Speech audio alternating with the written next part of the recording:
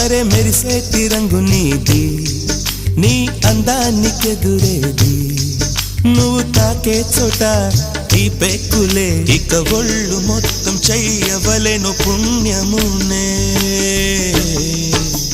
నెల్లూరు నెరజానా నే కుంకుమల్లె మారిపోనా, నువ్వు స్నానమాడ పసుపులాగా నన్ను కొంచెం చూసుకోవే,